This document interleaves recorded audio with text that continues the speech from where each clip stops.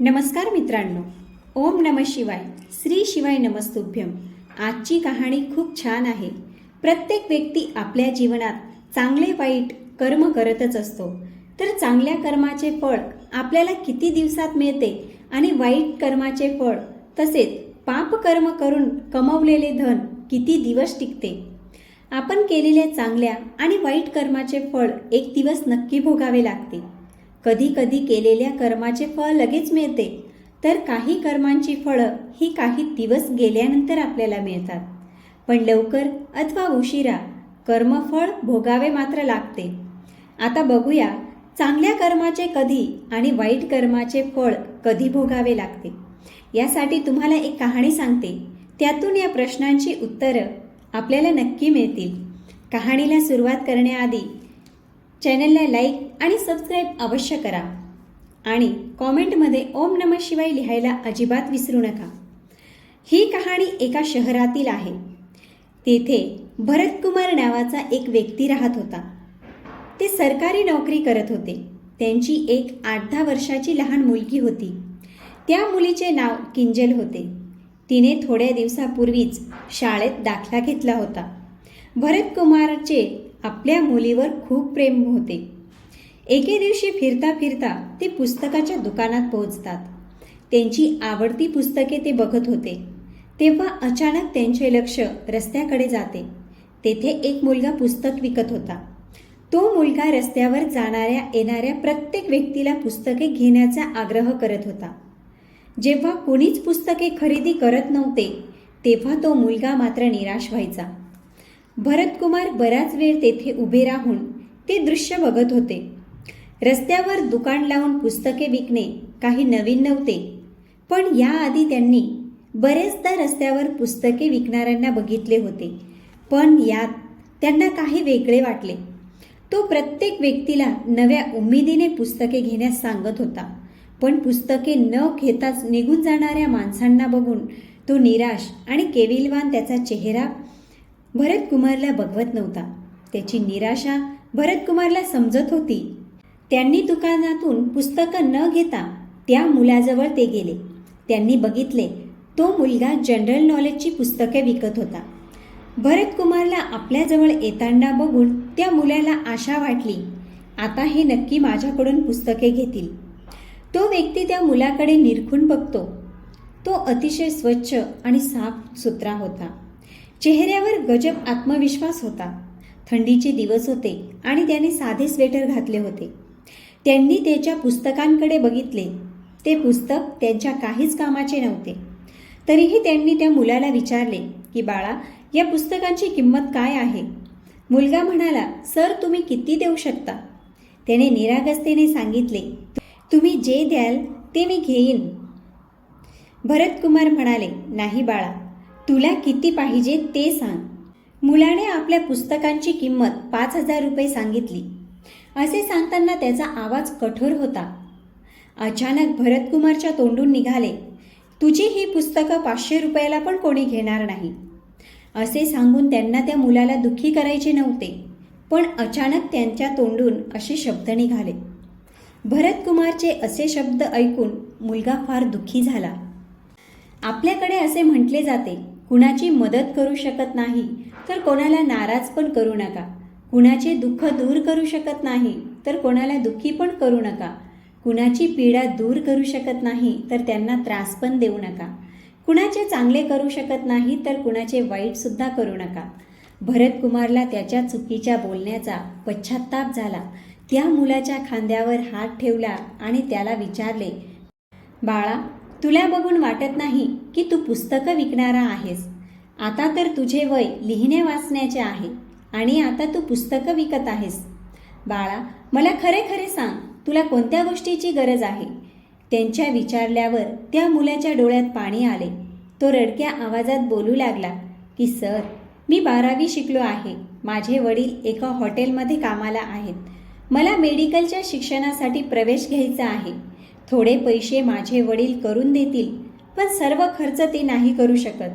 म्हणून मी इथे पुस्तकं विकत आहे. जर का माझे पुस्तकं विकले गेले तर माझे भविष्य उद्ध्वस्त होणार नाही. त्यांनी त्या मुलाला धीर देत विचारले. त्यांनी त्याला धीर देत त्याचे नाव विचारले. त्याने त्याचे नाव अमर विश्वास सांगितले. भरतकुमार म्हणाले, तुझे नाव विश्वास आहे तरी नाराज का होतोस? विश्वास ठेव, तुझे सर्व चांगले होईल. त्यांनी विचारले, बोल, किती पैसे पाहिजे तुला? मुलगा म्हणाला, सर 5,000 रुपये. ते म्हणाले, जर मी तुला 5,000 रुपये दिले तर तू ते परत करू शकशील? तो मुलगा म्हणाला, सर तुम्हीच तर म्हणालात माझे नाव विश्वास आहे, तर तुम्ही माझ्यावर विश्वास करू शकता. मी 4 दिवसापासून येथे येत आहे. तुम्ही पहिले व्यक्ती आहात ज्यांनी मला एवढे सगळे विचारले आहे. नाहीतर कोणी थांबत पण नव्हते. जर का एवढ्या पैशांची व्यवस्था नाही झाली तर मी सुद्धा तुम्हाला कुठेतरी मजुरी करताना दिसेल. त्याच्या डोळ्यात स्पष्ट दिसत होते की तो आपल्या भविष्याचा किती विचार करत होता. त्याच्या अशा बोलण्याने भरतकुमारला त्याची दया आली. त्यांना वाटत होते की त्या मुलाला मदत करून त्याचे भविष्य उद्ध्वस्त होण्यापासून त्याला वाचवून घ्यावे.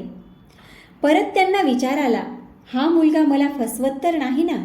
आजकाल कितीतरी असे लोक फिरतात. खरी मजबुरी तर एखाद्याची राहते, बाकी सगळे लुटायलाच निघाले आहेत. शेवटी त्यांनी आपल्या मनाचे ऐकले. त्यांनी पॉकेटातून 5,000 रुपये काढले आणि मोजून त्या मुलाच्या हातात दिले. 5,000 रुपये त्याच्यासाठी सुद्धा मोठी रक्कम होती. तरी त्यांनी मुलावर विश्वास करून त्याला ते पैसे दिले.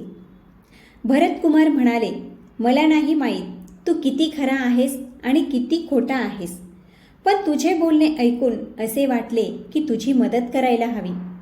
तुझ्यापेक्षा 5-6 वर्ष लहान माझी एक मुलगी आहे. मी समजून घेईन की मी तिच्यासाठी एक महागडी खेळणी विकत घेतली.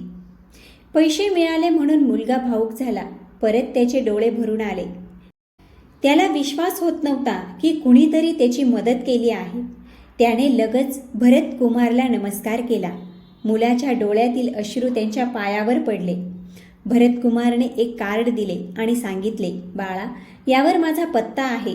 तुला कधीही माझी गरज पडली तर मला नक्की सांग. एवढे सांगून मुलाच्या पाठीवर थाप दिली आणि तेथून ते निघून गेले. घरी येताना भरतकुमारच्या मनात तीच गोष्ट वारंवार येत होती की त्या मुलाला पैसे देऊन मी चांगले केले की वाईट? त्या मुलाला पैसे दिले ही गोष्ट त्यांनी कोणालाच सांगितली नाही. जर का सांगितले असते तर लोक मला भावूक आणि मूर्ख समजतील. हळूहळू दिवस जात होते. मेडिकलमध्ये प्रवेश घेतल्याची बातमी एका पत्राद्वारे भरतकुमारला मुलाने कळवली. तेव्हा त्यांना थोडा धीर वाटला की आपण काही चूक केली नाही असे वाटते. त्यांना खरे वाटले म्हणून त्या मुलाच्या पत्त्यावर परत 4,000 रुपये त्यांनी पाठवून दिले. कधी कधी त्यांना वाटायचे की एका अनोळखी मुलाबरोबर मी असे का वागत आहे. काही दिवसांनी त्या मुलाचे परत एक पत्र येते. त्यात 4 ओळी लिहिल्या होत्या. 2 ओळी भरतकुमारसाठी, 1 ओळीत आपल्या शिक्षणाबद्दल लिहिले होते आणि एका ओळीत त्यांच्या मुलीची विचारपूस केली होती. भरतकुमार त्याचे पत्र येताच भावूक व्हायचे आणि जेव्हा त्याचे पत्र यायचे तेव्हा लगेच त्याला 1,000-2,000 रुपये पाठवून द्यायचे. त्यांनी कधी जाणून घ्यायचा प्रयत्न केला नाही की हा मुलगा आपल्या पैशांचे काय करत असेल. खरंच आपल्या शिक्षणासाठी त्या पैशांचा वापर करत असेल का? ना तो मुलगा कधी त्यांच्या घरी आला आणि नाही कधी ते त्याला बघायला गेले. बरेच दिवस असेच चालत होते.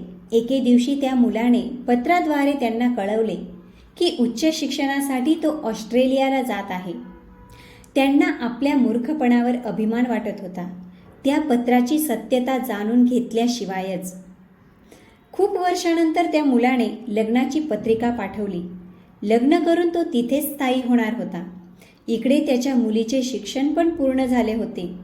आता तिचे लग्न एका मोठ्या घराण्यात नक्की केले. आता लग्न मुलाकडच्यांच्या सांगण्यानुसार मोठ्या थाटात करायचे होते. पण भरतकुमारजवळ एवढे पैसे नव्हते. सामान्य सरकारी कर्मचाऱ्याजवळ एवढे पैसे कुठून येणार? भरतकुमारने मुलीच्या लग्नाची पत्रिका त्या मुलाला पाठवली. ते इकडे लग्नाची तयारी करत होते तेव्हा त्यांच्या हातात एक पोस्ट मिळाले.